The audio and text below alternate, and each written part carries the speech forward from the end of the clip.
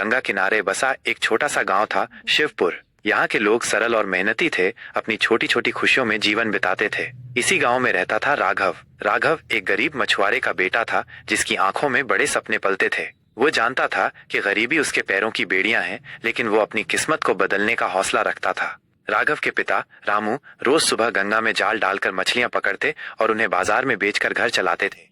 राघव भी अक्सर उनके साथ जाता, लेकिन उसका मन मछलियों के जाल में नहीं, बल्कि दूर क्षितिज में उड़ते पक्षियों में रमा रहता था। वो सोचता, क्या मेरी किस्मत भी इन पक्षियों की तरह आजाद हो पाएगी? एक दिन गांव में एक साधु आए। उन्होंने गंगा किनारे एक पीपल के पेड़ के नीचे अपना डेरा जमाया। साधु का नाम ज्ञान प्रकाश था। उनकी आंखों में एक अजीब सी चमक थी और उनकी वाणी में गहरा ज्ञान। लोग उनके पास अपनी समस्याओं का समाधान ढूंढने आते थे। राघव भी उनसे प्रभावित हुआ और उनसे मिलने गया। बाबा, मेरी किस्मत में क्या लिखा है? राघव ने विनम्रता से पूछा। ज्ञान प्रकाश ने मुस्कुराते हुए कहा, बेटा, किस्मत तो एक खाली कागज है। उस पर क्या लिखना है, यह तुम्हारे हाथों में है। मेहनत और लगन से तुम अपनी तकदीर बदल सकते हो।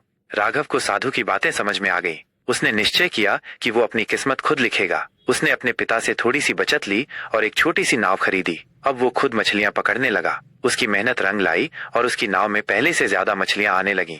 राघव ने अपनी कमाई से कुछ पैसे बचाकर एक छोटी सी दुकान खोली। वो मछलियों के साथ साथ गंगा किनारे मिलने वाली जड़ी बूटियां भी बेचने लगा। धीरे धीरे उसकी दुकान चल निकली। गांव के लोग उसकी ईमानदारी और मेहनत से प्रभावित हुए।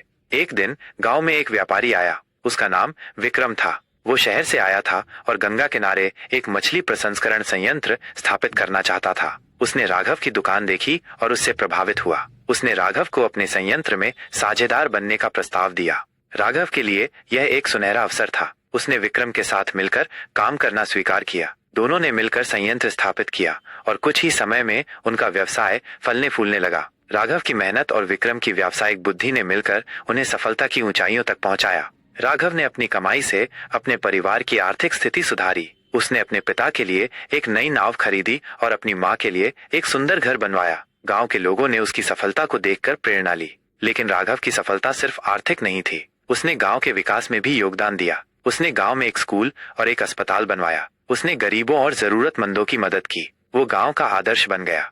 एक दिन ज्ञान प्रकाश साधु फिर से गांव आए। उन्होंने राघव की सफलता देखी और मुस्कुराए। बेटा, तुमने अपनी किस्मत खुद लिखी है। तुम्हारी मेहनत और लगन ने तुम्हें वो सब कुछ दिया है जो तुम चाहते थे।